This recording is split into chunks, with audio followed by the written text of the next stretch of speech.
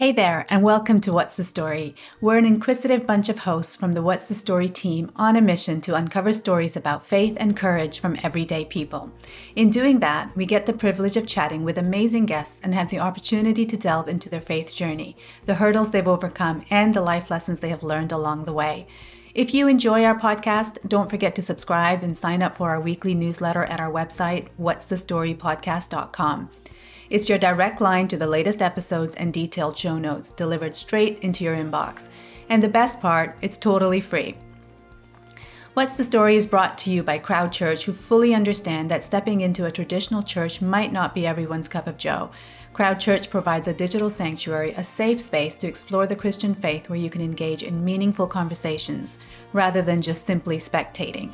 So whether you're new to the Christian faith or in search of a new church family, visit crowd.church. And if you have any questions at all, just drop them an email, hello@crowd.church. They would love to connect with you. And now let's meet your host and our special guest for today.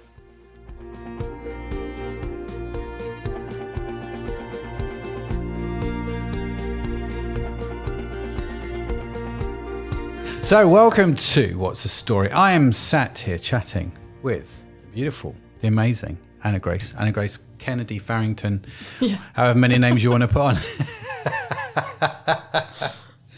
Now, it's fair to say we've known each other a fair few years. Yeah. How long? I met you when I first came to Liverpool, so that would be 2017. 2017, so you've been in Liverpool 6 years. Mm-hmm. So for those that don't know, if you watch Crowd, if you're a regular to Crowd, you will have heard us in the past talk about Jag. Oh yeah, Jag. Mainly because it's a Jeremy Clarkson takeoff, but because you and your husband John and Anna Grace, hence Jag, have done a lot of the worship songs. So we have heard from you in the past. You've done some of the talks in the past. You've done. But you're probably one of the most regular people on Crowd, you and John. That's true. Which is quite funny.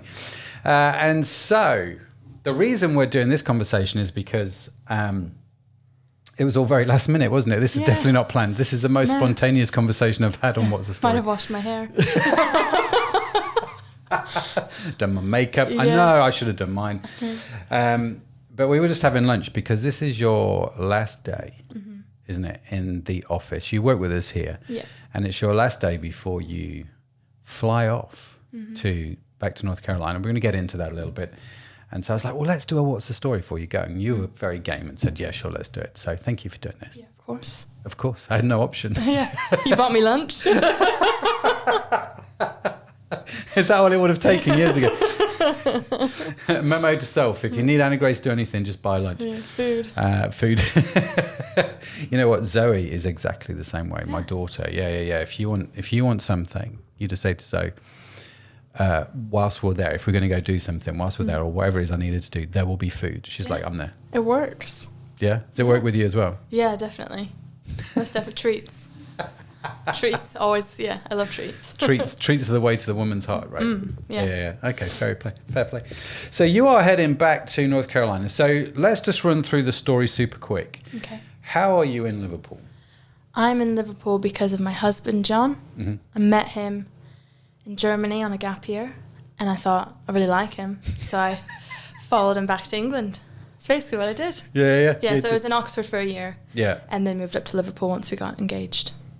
Very good. And it was a YWAM thing, wasn't it, in Germany? It was a YWAM thing. Deutschland. Why Germany? Why did you choose to do YWAM in Germany? I had a friend who had done YWAM in Florida, and she knew of a base that was starting up in Germany and thought I'd really like it. And I thought, sounds fun. So just applied. So I thought, why not? Why not? Just have a go. Yeah. See what happens. Yeah. What we got to lose. Yeah, nothing. Seems you gained a lot, though. I gained a lot. Gained the husband. So that year in Germany John was also doing YWAM in Germany that year, and that's where you both met, right? Yeah. And so you then follow him back to the UK. Mm-hmm. Are you guys dating at this point, or are you just like stalking him? No. So because you're not allowed to date on YWAM. Right. So we had a conversation before we left for our outreaches to say, I like you, you like me. When we graduate school, let's date. Mm-hmm. And so from like March 2016, we started dating. Okay, fair enough. And for those that might not know what YWAM is, listening to the podcast, let's not make any assumptions. Just explain what YWAM is. YWAM, it stands for Youth with a Mission, or Young Women After Men. And it's basically just a gap year program to get people excited about Jesus and going into the nations and stuff. So it's a mission thing, isn't it, really? And so, when you're at that sort of age, 16, 17, 18, I don't know if there's a minimum age actually for YWAM. I imagine it's 18. I don't know. But there's a lot of people do the YWAM gap years all over the world, don't they? Yeah, my school is like range from 16 to 40 in age. So it's quite a eclectic bunch. Yeah. Youth with a mission and slightly middle-aging people with a mission. That's true. It doesn't fit quite as well with the acronyms. I didn't think about that. Well, youth is just a number, isn't it? It's just how, I suppose it's how you feel. So that was in 2016. You were obviously a Christian at this point. Yep. So how did you find faith? What was that? Did you come out the womb a Christian, or was there a journey for you? So I've grown up as a pastor's kid. PK. Yeah, PK. I have lovely parents, and so they, from the beginning, have always instilled in me the gospel message, taught it to me, taught it to my siblings. And so I think from a very young age, I always knew that Jesus was with me. Mm-hmm. And so I remember being at a summer camp that my dad would preach at in Arkansas. Arkansas? Yeah. And so I remember, I think I was about 6, walking with my dad, and he was explaining what the baptisms in the river meant. Mm-hmm. And then I said, I want Jesus. And so we sat down under a tree and we prayed together. And then I was baptized at 6 years old in the river. Oh, wow. Yeah. Fantastic. Yeah. And so, I remember after I was baptized, I wanted to swim in the river while my dad was continuing the baptisms, and he was like, no, you can't do that. So, but I've been in, Dad. I've already got wet. Why can't I not carry on? Yeah. And so I think, because I was so young, it was a very childlike faith. Yeah. And so I think the foundations that my parents laid for me really prepared me well. And definitely feel like I went through seasons of taking ownership of my faith and not just inheriting it, and understanding different characteristics of God and what that meant for my life and what that meant for my family and friends and all of that. But fantastic. So have you always then had a faith? Yeah. You never done that sort of wandering thing that some people do? No. I've had questions, but I've never left. Okay. That's really interesting. So what made you decide then to do YWAM? I didn't know if I wanted to do university. And so I remember feeling quite out of place when we'd have the uni conversations in high school, and didn't really feel like there was one for me. And then I think I was also homeschooled till I was 15. So I'd always done things a little bit differently. And then I remember the opportunity just came up, and I was like, this is... Just felt a lot of peace about it and a lot of excitement. Yeah. Just decided to go for it. Fantastic. Yeah. And did you think when you went, I'm going to meet a fella? No. Well, I've that was the one rule my dad gave me when I went, was to not fall in love. Really? Yeah. That's what your dad said? Yeah, because he knew, because so me and my older sister, because we've both done lots of traveling and adventures, and so for my sister, he was like, be safe, don't do anything too adventurous or stupid. And then for me, it was like, just don't fall in love. And so that was my one rule, and I fell in love. So I bumped into John on my first day, and I remember looking at my friend and being like, I'm going to be in trouble. So what was that call like with your dad? Yeah, I feel like they kind of knew. They actually were great. I remember him just kind of being like, all right, even though I'm not with you, I'm watching you, okay?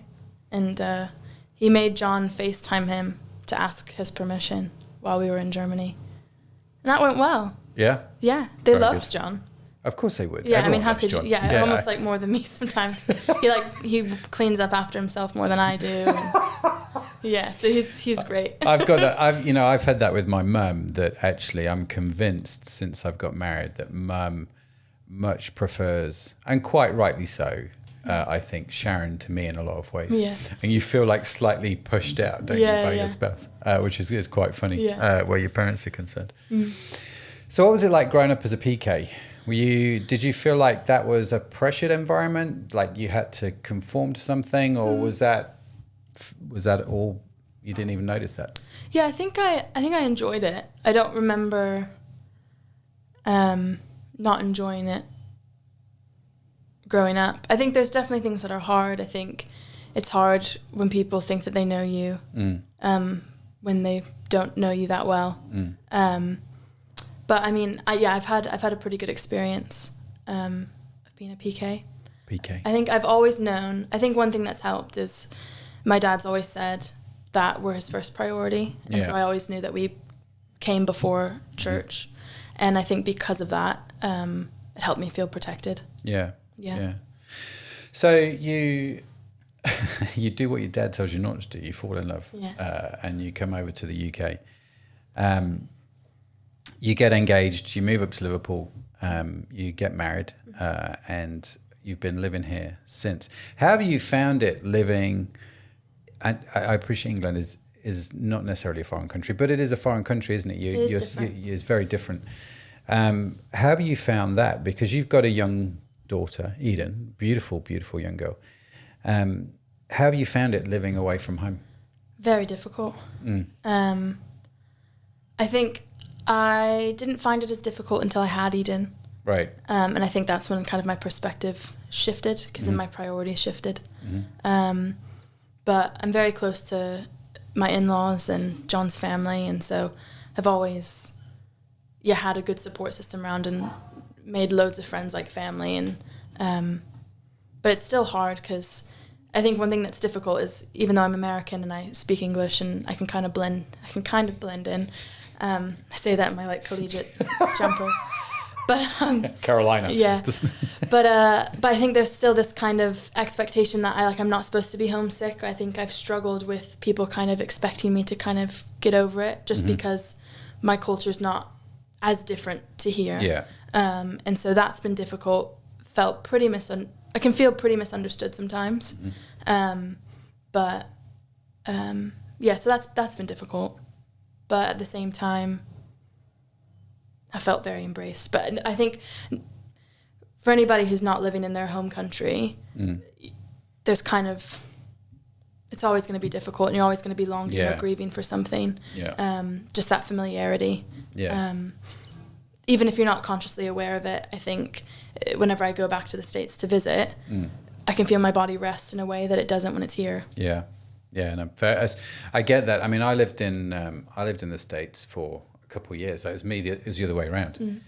And I remember the first time I came back after being away for a while, there was just something I knew that I'd come home. Do you know what I mean? And it was, and I knew, because I had that ability to come back and be home, it meant actually the rest of the trip the rest of the time I was over there it was easier. But there are those times when you miss things. Like I usually say, I just fancy a double decker. Now this was pre-internet really, when I was living in the States. So I couldn't just go onto a store and order. Do you know what I mean? And it was just all those little things that you took for granted, that when you're away, you kind of like, I can't do that now. So what's been the things that you've missed the most? I'm just going to move that close to your mouth. Besides Chick-fil-A chicken biscuits, and besides people and my siblings, I think just like food's a big one. I think open spaces. Yeah. I think you just have so much more space. I've really missed that. Tex-Mex. Honestly, Mexican food here is so bad. It's so bad. And if you know, you know. If you do. You do. Yeah, you do. And I mean, I've had Mexican food here and I've had Mexican food in the States, and I totally get what that means. I know. Yeah. Especially in Dallas, where when I go over to Texas, because it's so close to the Mexican border. Yeah. Holy moly. Yeah. That's some good food. Yeah. And so my sister, because I spent 15 years in Houston before moving to North Carolina. And so that's all we ate whenever you went out to eat, is you just go get Tex-Mex. Yeah. And then my sister's married a really talented cook, and he's Mexican. Oh, fantastic. And so we just get Danielle to cook for us all the time. Yeah. So we're like, let's go stay with our sister for a little while. Yeah, absolutely. Yeah, let's get so some we good love food. Danielle. That's fantastic. So you're, why are you moving back to the States? I I miss my family, and I think I'm ready for a season with them. And I've missed a lot of big moments, and I think I'm just ready to share moments with them. And I think also my health's not been great the past few years, and so I think going back home kind of feels like a season of like healing and for my body. Yeah, rest and recuperation. Yeah, in sunshine. And sunshine, which is great medicine. Yeah, absolutely. It's like Superman. Needs sunshine, right? Yeah, the same way. So, if I can ask you this question, then you talked about your health. You've grown up in in the States. You've great family, beautiful family. Your family is amazing. But what's been some of the tough things that you've had to face? Has it been health related, or have there been other things as well? Yeah, so I think the biggest things would probably be when John and I chose to commit to each other. We chose to have an international relationship, and so that meant visas. And so I think that's been difficult because every time we've done an application, there's been something standing in the way, and last minute God comes through with the solution when it just looks like it's totally one of those things where it's we don't trust in man, we trust in God, because there's just been no way that some of our applications should have been approved. So I think doing that right off the bat, because John had to defer his degree at university to work 7 days a week to get my visa. So that's kind of how we started out. Because there was a minimum level of income, wasn't there, from memory? Yeah, it's quite complicated. And so I wasn't allowed to work because I was on a volunteer visa at the time. And so, so all those things add a lot of stress into your life. And then, because we've had to do that every few years. And then we got pregnant 6 months into being married, which wasn't planned, but it was a welcome surprise. Happy accident, I think we like to call it in Christian circles. So I think that, was another layer, but I mean, that was an absolute gift. And I think without Eden, life would be a lot more dull. It would be a lot more dull. Yeah. And so I think visas, and I think my health, I think that's just really... There's just been a lot of things, I think, that have felt out of my control the past few years. And so that's been really difficult to wait when a lot of the decisions are in other people's hands. Yeah. Yeah. Are you a naturally patient person? No. So this is why then it was hard, I suppose, when things are in other people's hands. Are you one of these people that was just what can I do to make this go along quicker, and I need to do something constantly? Yeah, I think I can make my mind up very quickly. And so, having to, it's if my decision's made up and I have to wait for somebody else to make my decision happen, it's maddening. Sorry, I shouldn't laugh. I just remember. Yes, very clear. So the challenges then with the visa, the challenges with dealing with that whole side of things. What was some of the things that you learned in that? Because you're not naturally a patient person. There's a mixture of emotions, I'm imagining, going on. There's the stress in the marriage, but at the same time, there's God in the equation. So what did you learn in that? I think probably one thing I would always say to John in the midst of things feeling like chaos, oh, we're going to have to split up and I'm going to have to go to the States with Eden and wait for you, or, my health wasn't looking great and I needed emergency surgeries. And so you're trying to figure out how to do all of that. In the midst of all of that chaos, I still felt a lot of peace knowing that in the end it's going to, I'm going to be fine. Yeah. And I think that was just because going back to, whenever I was 6 and just knowing that Jesus has always been with me. Yeah. And in such an undeniable way, that I knew I could face it. And he was with me in my pain and my struggle, and just kind of, I think there's just an undeniable peace. Yeah. Yeah. And then also just seeing his church in a very tangible way. And just feeling very held by community, and just watching people kind of love on us and do things for us practically and whatnot has just, it's just shown his very intentional ways of loving and caring for his kids. So So I've seen you go through a lot of the visa stuff, and there was conversations, and it's you're a young married couple, and there's these with a very young baby, and visas are in man's. I think the way you described it with man, it was not going to be possible. Where you're kind of looking at this going, well, naturally, this is not going to happen. Does that mean that we as a family unit are going to have to split up? We're going to have to live in two parts of the world while this gets resolved, which is, let's just face it, we're not exactly close. I mean, it's a plane ride, but it's still a plane ride at the end of the day. What was that stress like on you guys early in your marriage? I think we coped very well.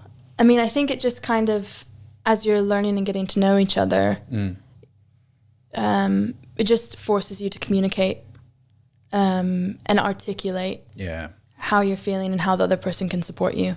And so I think we had to learn very early on that, like, unless we're talking, and okay, that the other person might say something that you don't want to hear or that might make you upset, get over it, because we have to talk and know how this is affecting each other. It takes couples years to learn this, and some people, they don't even learn it. And I suppose that's in essence, because you've gone through, there's this phrase I like to use a lot at the moment. It's my in phrase: I can grow through what I'm going through, right?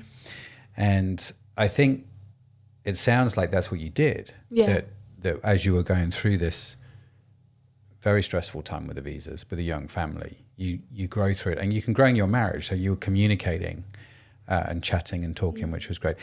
You talked about the church and how it sort of practically got involved. What was that like? Well, it looked like, people cooking for us, people even just like distracting us by like doing fun things. I mean, it was all, I think like our most stressful year was during COVID.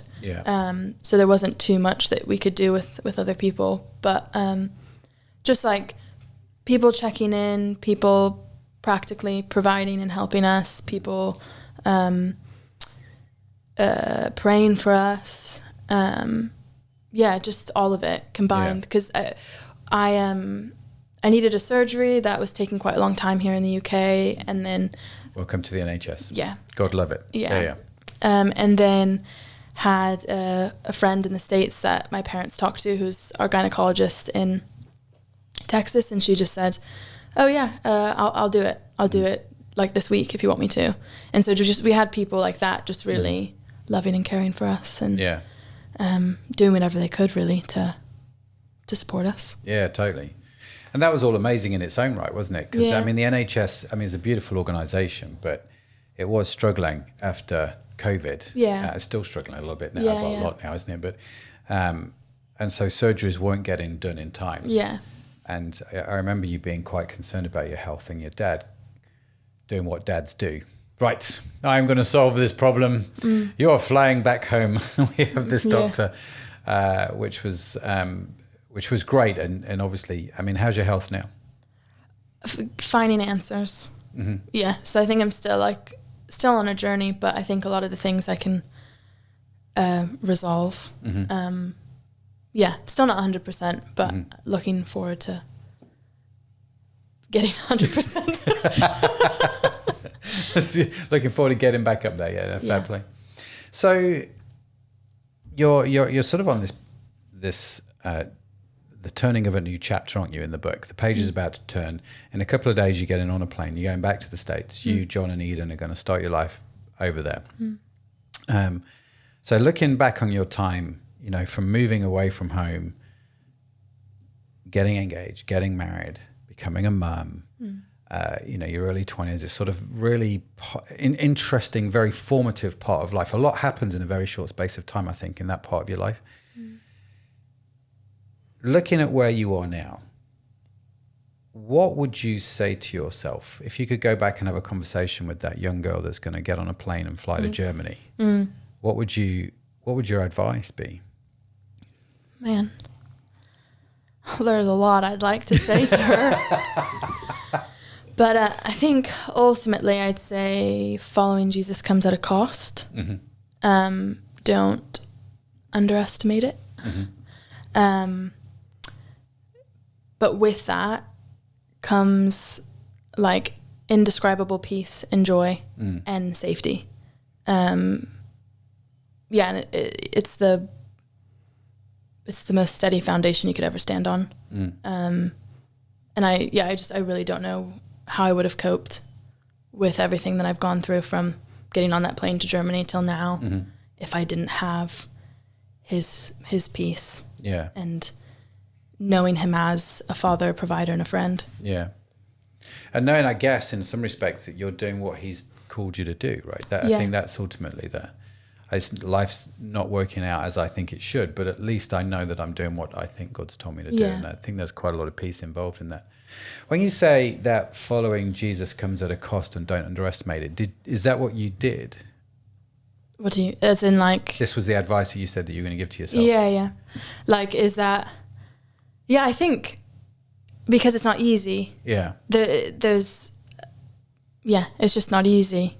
And I think it calls you to behave differently to how you feel like your human flesh wants you to behave. And it doesn't mean that there's no acknowledgement of our humanness or no grace for that, but it just, I have to, just kind of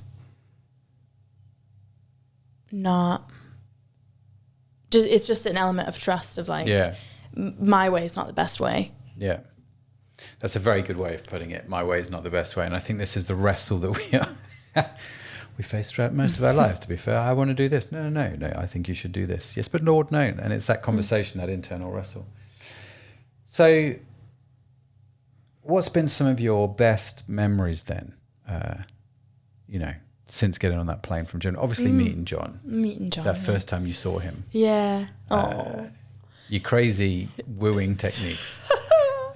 He couldn't remember my name for 3 weeks, but I'd already told all my family back home. I was like, I met the love of my life. What are my favorite memories? There's so many. I think my YWAM year was really hard. It was really difficult, but I met some amazing people, and I got to see the world, and that was really cool. It was really cool. So that I treasure that. Meeting John, the friends that I've met here have just, can't talk about it too much. I haven't got tissues. Having Eden. It's just, I love England. What's there not to love, right? I know. What's that? It's full of English people for a start. Yeah. And I mean, and not just England, I love Liverpool. Yeah. It's the best city.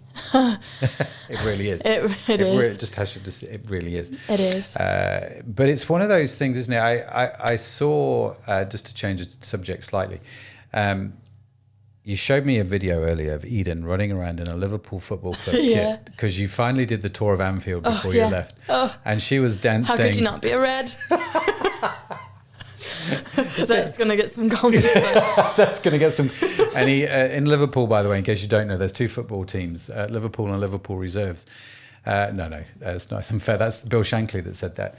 There's Liverpool and there's Everton. So there's a red side of the city and there's a blue side of the city. And you're either one or the other, aren't you, really? And there's always been that sort of rivalry between both sides. I've really enjoyed that whole aspect. Yeah? Yeah. I just find it so fun. Don't know much of the game. Yeah. But I'll definitely get involved and be enthusiastic. Yeah. Yeah, well, John's a big Liverpool fan, isn't he? I mean, he's huge. Yeah. So you kind of had to follow suit. Yeah, there was no way. But then I saw Klopp and his smile, and I fell in love. And I love the team. Yeah.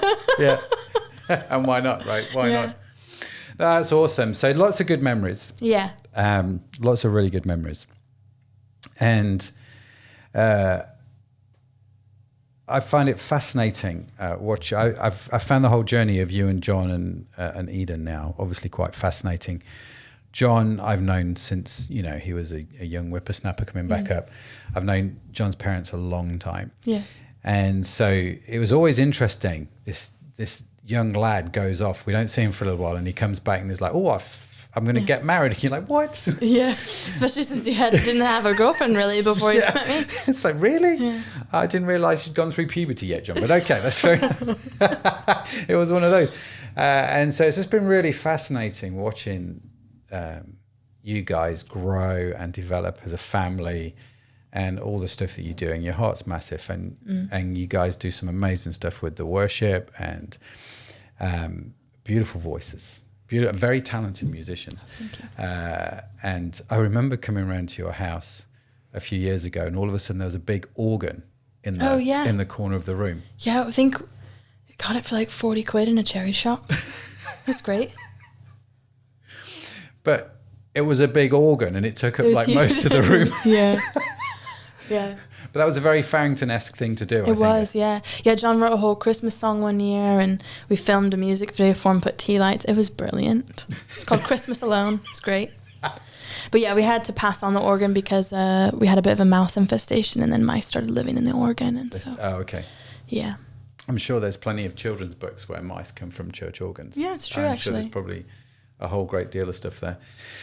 So looking back on everything, if there was one message, one thing that you felt, that you've learned from God over the last 6 years, in Frontline we like to call this the Nick Harding message, but what would your one message be if you could only preach one sermon? Like you get back home, your dad's like, Anna Grace, you're speaking at church on Sunday. What would that message be? Yikes. Yikes. I think God's faithful. I think he's proven that time and time again. I've seen it in my life. I've seen it in the life of my family and my friends. And he's constant. He's faithful. I think that's my thing. Yeah. Someone you can trust, right? Yeah. Very trustworthy. Yeah. That's powerful. So the page is about to turn. What are the hopes? My hopes. Yeah. For the next chapter. I hope. I really hope this next season feels very abundant. Like, I hope it's a season where we all three of us, me, Johnny, and Eden, can thrive, and kind of just like a next step. I don't really know specifics. I'm kind of open to anything. Yeah, I think that's kind of the words I'd use. Is I hope it's abundant, and I hope it's vibrant. Abundant and vibrant. It'd be interesting to watch you guys get re-established again. Yeah. Because for you, you're going home. Yeah. You're going to stay with your mum and dad. John's obviously, he's going to now be going through what you went through a few years ago. And he's got to live in a new country. Eden, in some respects, is going to the other side of her family. Yeah. Right? Because half's here, half's in the US. And so it'd be interesting to see how you guys establish yourselves over there. I'm really looking forward to seeing what happens. Yeah. Come visit. Oh, there's no doubt. Because you won't know this, dear listener, but your dad's church is like 10 miles away from a really good friend of mine in Charlotte. And whenever I go stay with them in Charlotte. And because I was there a few weeks ago. Went to your dad's church, had lunch with your mum and dad, who are they're amazing people. If you're watching, you're awesome. So I will definitely be visiting. I don't know who's going to come, whether I'll go to Charlotte, because I go to Charlotte, I try and go over once a year if I can. Because that's near where I used to live. That's a part of the States I lived in. Or whether you're going to come over here more, because obviously you've got the family over here. But I hope that we can come to the UK once a year. That'd be the goal. Yeah. Yeah. Well, at least. We'll wait and see. Listen, AG, as we like to call you. Yeah. Did people call you AG before you came to the UK? Yeah. Okay, so it's not a new thing. Yeah. So AG was kind of my nickname. My dad, I don't like people to call me Anna. No, I learned that mistake. Yeah. No, my name's it's either Anna Grace, AG. That's it. You have to include both. Or Mrs. Farrington. Yeah. Well, technically I'm not. Technically, yeah. Technically still Miss Kennedy. Yeah. That's another story for another podcast. Yeah. But no, seriously, because love you guys, think you're awesome. Oh, we love you. I trust that the next chapter will be very well written. and I'm looking forward to reading it and seeing what happens. So thanks for coming on to What's the Story, the podcast. If people want to reach out, if people want to find out more about you, you have a big social media thing going on, don't you? I do, yeah. It's kind of taken a bit of a pause, but a bit of a pause. I haven't really had time, but I have an Instagram. An Instagram? Yeah. Is that what you said, an Instagram? Yeah. That's a really cool word, because you like your knitting. I do. I haven't knit in a while, but I think that's just the season of life I'm in. Right. But yeah, I do love to knit. I love all things crafty.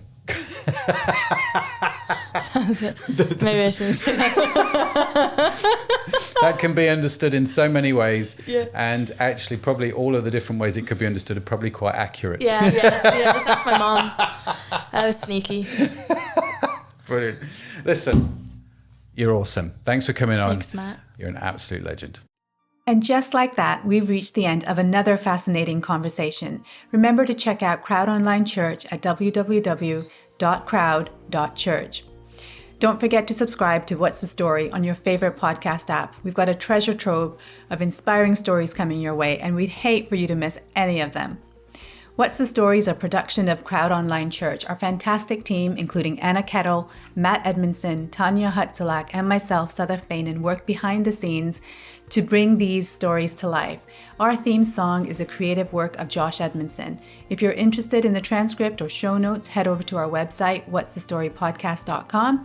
And while you're there, sign up for our free newsletter to get all the goodness delivered straight to your inbox. That's all from us this week. Thank you so much for tuning in, and we'll catch you in the next episode. Bye for now.